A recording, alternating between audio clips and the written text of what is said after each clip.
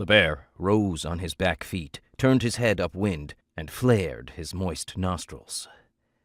He needed food, anything to slake the deep hunger that clawed through his empty belly. The forest, thick with fir and cedar trees, surrounded him.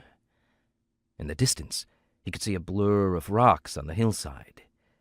His ears filled with the sounds of the spring melt rushing down the creek beds and the heavy tree limbs pulling in the wind.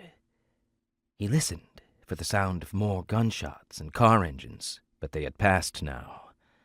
Still, he felt a lingering danger. He set his forepaws on the ground and made his way up the slope to the gravel road. He paused and looked along the muddy track, and then walked with purpose toward his prey. As he approached, he could make out the scent of several men and their machines. He hesitated and moved forward again, a force of nature. Hungry, willful, unrelenting.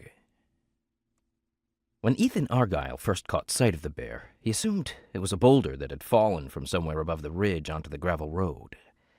The bear stood motionless, hunched forward, about 50 yards up the track from the Mercedes GLK. But, since something was obviously amiss with the car, the driver's window wide open despite the late morning drizzle, neither Ethan nor his son Ben focused on the animal, until it began to move. "Look at that, Dad!"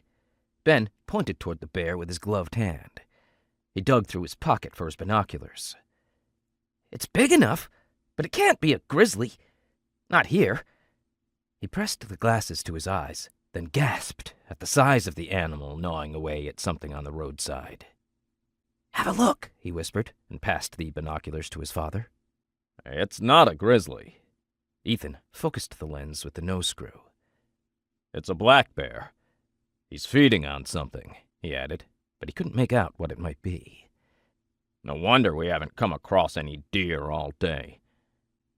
The father and son worked their way down the hill onto the switchback. There were dozens of dirt roads like this that cut through the forest above the coast, gravel tracks barely wide enough for 2 cars to squeeze past one another. But today, no cars were visible, and no trucks could be heard struggling up the long ravine. Nothing except the Mercedes, Ethan whispered to himself. The car looked abandoned. Its engine was silent.